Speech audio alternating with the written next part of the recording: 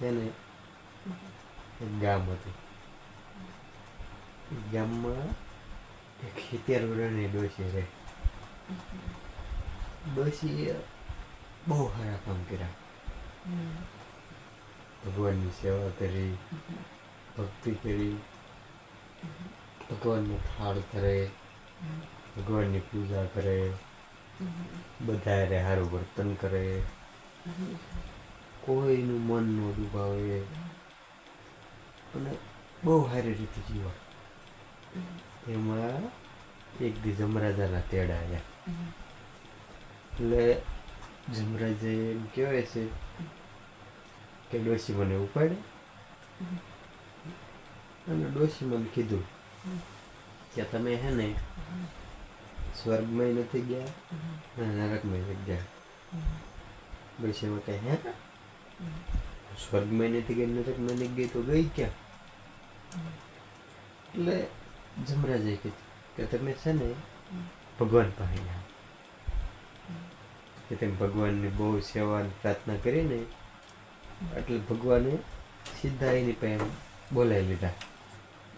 ભાઈ કે તમારે સ્વર્ગ ને નરક ને બીજા જન્મ લેવાની જરૂર નહીં પડે, તેમ ભગવાનમાં ભળી જાય.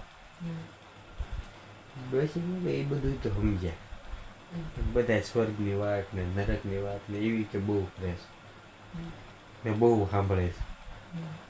કે મન છે ને ખાલી જોવું છે આવું સ્વર્ગ હોય ને આવું નરક હોય. એ કે તમે મને બતાવશું પછી તમે તાર ભલે ભગવાન હારે ભેળવી દો કે ગમીને મોકલો, મને કાંઈ વાંધો નથી.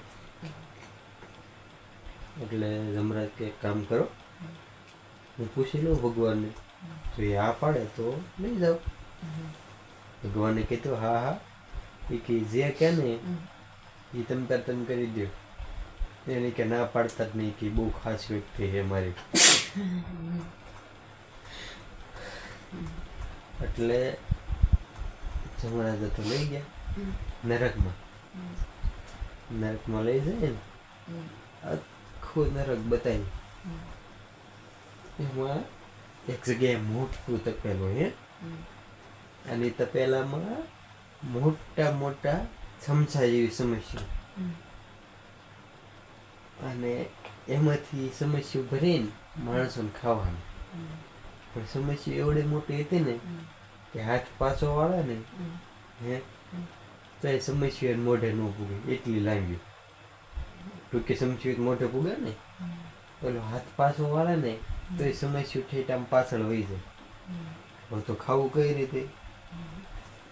જેટલા લોકો હતા ને બધા ભૂખ્યા હતા, ગાડું નાખતા હતા. ખાવાની બહુ સારી ખીર બનાવેલી હતી એ તપેલા, પણ ખાવી કઈ રીતે?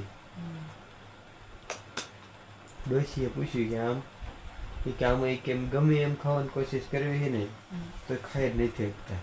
ખાવાનું અમે ખામી એમ તોય.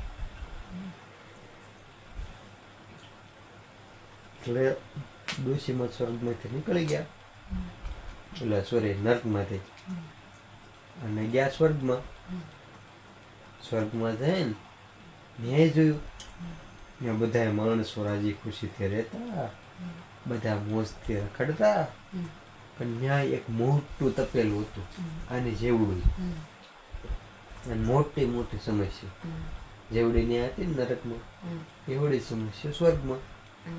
પણ તોય બધા ખુશ હતા, રાજી હતા, બધા ખાધેલા ધરાયેલા હતા. એટલે ડોશીએ પૂછ્યું કે બાપા તમે બધા કેમ ખુશ છો? નરકમાં જે તપેલું હતું એ જ અહીંયા છે, નરકમાં જે સમસ્યા હતી એ જ અહીંયા છે, અને નરકમાં જે માણસો હતા એ જ એવડા જ માણસો તમે અહીંયા છો. કે તોય તમે બધા ધરાયેલ છો, ખાધું પીધું છે અને ખુશ છો, એનું શું કારણ? એટલે એમાંથી એક વ્યક્તિ હતો ને એને કીધું કે છે ને અમારે નરક જેવડું જ તપેલું, નરક જેવડું જ સમસ્યા લાંબી, અમારી સમસ્યા એમ ખાઈ નથી શકતા, પણ અમે છે ને હંમેશા બીજાને ખવડાવીએ છીએ. કે હું બીજાને ખવડાવું છું અને બીજા મને, અમે એકબીજાને ખવડાવ્યા જ કરવી છે. એટલે એમ ઈ કે છે ને બધા ધરાયેલા અને સંતોષી છે. એટલે ડોશીની વાત તો પણ સમજા ગઈ જિંદગીમાં કે સ્વર્ગ ને નરક છે ને વાસ્તવમાં ક્યાંય નથી, મનમાં જ છે. જ્યારે તમે ખાલી તમારું જ કરો ને, માન કે જે નરકમાં કરતા એ શું કરતા, હવ આપણે આપણું જ ખાવી. જ્યારે તમે તમારું જ ખાલી વિચારો ને, સ્વાર્થી બની જાઓ ને, ત્યારે નરક ઊભું થઈ જાય. અને જ્યારે હંમેશા બીજાનું વિચારો ને પહેલાં, ત્યારે સ્વર્ગ બને. મેન કે સ્વર્ગમાં જે લોકો હતા એને એમ સમજે બીજાને ન ખોરાયું હોય, હે તો ન્યાય નરક ઊભું થાય ને.